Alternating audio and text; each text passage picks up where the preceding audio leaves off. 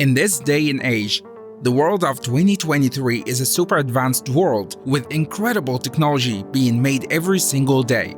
This, among everything else in our modern world, has seen growth that we could have never imagined. But one of the very few things that we have seen develop is schools. Now, if you like this type of video, then make sure to drop subscribe to show us you want more.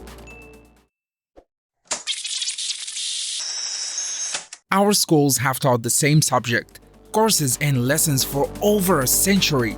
In fact, in the UK, the first recorded school was in the year 597. That's well over a millennium ago. We know that basics of school can teach children things that nothing else can. They introduce children into how to be social and shape people into civil and law-abiding humans who have the right skills to be able to take things further in whichever field they are ambitious in.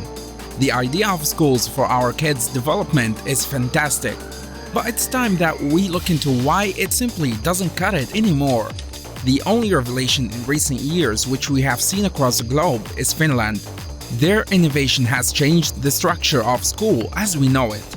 They have introduced ideas such as no homework, shorter days averaging 9 a.m. to 2 p.m., no exams or tests, and no competition. Focus on teamwork and collaboration. These tweaks to the system are something that changed the development of young generations as we know it, and it is proven itself with Finland's results. These are a few examples of positive change to the quality of young people's lives. However, to know where to look, we need to dig up the fundamental issues of traditional schools.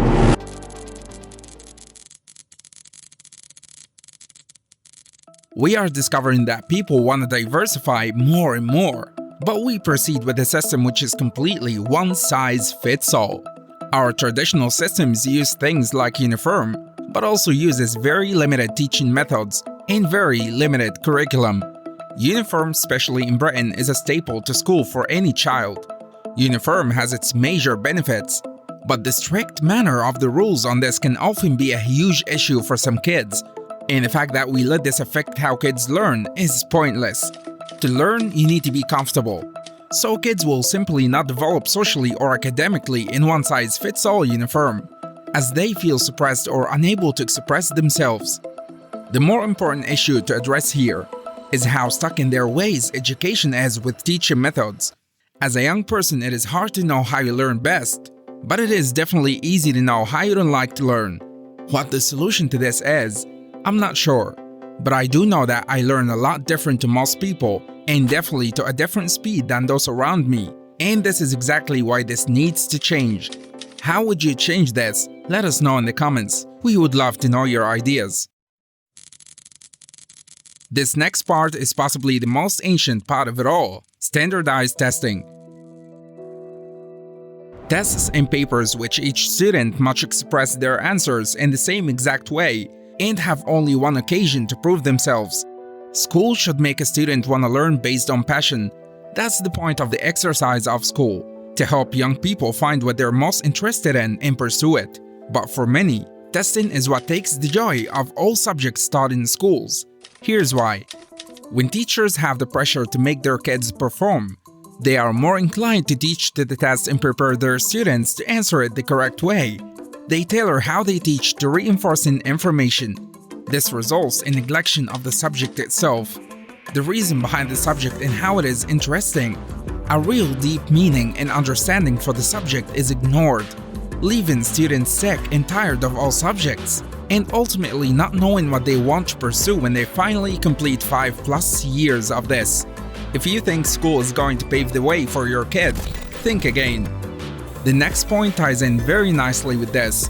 This is a lack of real-world skills. In schools all over the world, you are urged to dress smart and have a good appearance, but never why.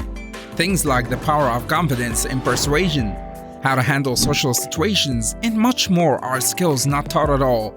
Workshops in real-world skills, how to change a tire, how to do taxes, how to set up a company. The list is endless and goes on. Information on near pointless subjects are drummed on and on about. But as soon as you pass that test and enter the real world, the skills you take with you are completely useless. The skills that kids need to be taught in order to develop, the concepts that they need to understand in order to grow, are simply not being implemented. In our opinion, the next point is the most toxic one of all. It may very well be the reason for the attitude of many children and even developed adults across the planet. This is competition.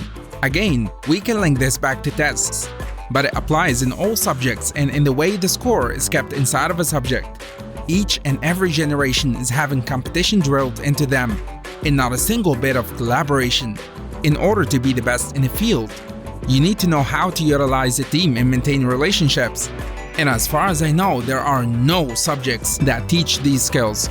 We know that in order to grow, you must motivate each other. Being part of a team is one of the most powerful things you can be a part of. It gives you a sense of direction and drive to get where you're going with people who have a common goal. As the generations go by, it is very sad to see less and less people know the value of teamwork and the power in numbers effect. Now we know that it is super important kids go to school, but let us know in the comments if this video has changed your view on what schools are really good for compared to before. We want to know your opinions. Let us know down below.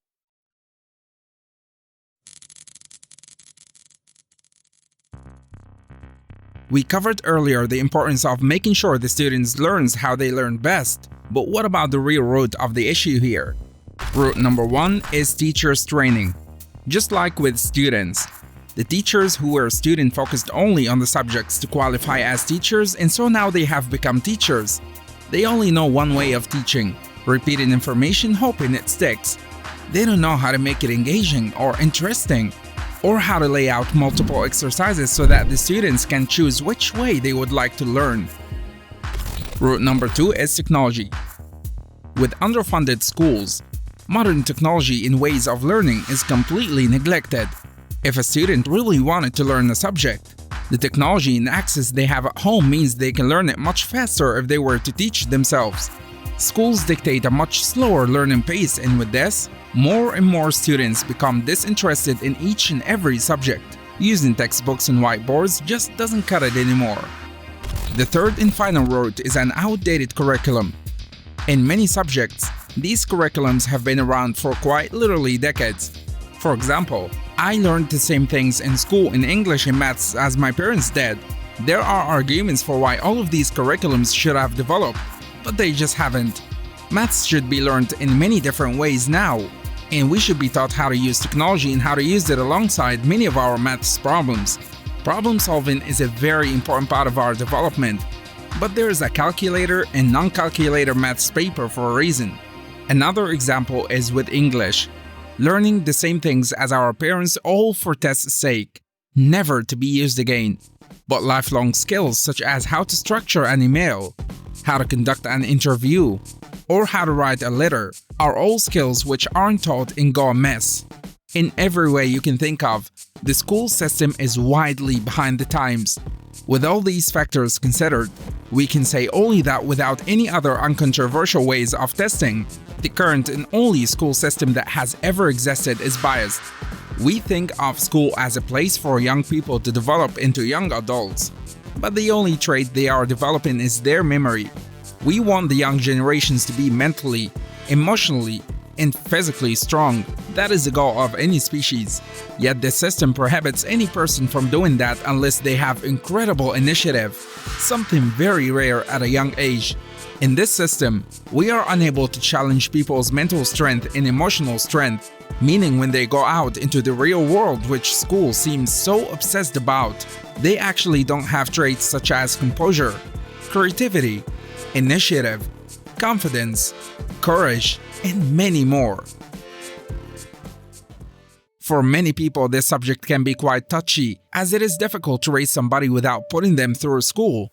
It is just important that when you break it down that you show people why they are doing things. The biggest thing that we think you should take from this video is why you do everything you do. If you can apply that to yourself in all walks of life and challenge all the normal things you do and ask yourself, why do I do that? Why am I learning this? Then you will find deeper meaning in each and every single action you do. If you can apply that, then giving this same incentive to our younger generations will mean they begin to think for themselves. and soak up all the right information for the right reasons. We hope you enjoyed this one, and we look forward to bringing you more content just like this. Make sure you're subscribed, and if you did enjoy, check our channel for other videos breaking down topics just like this one.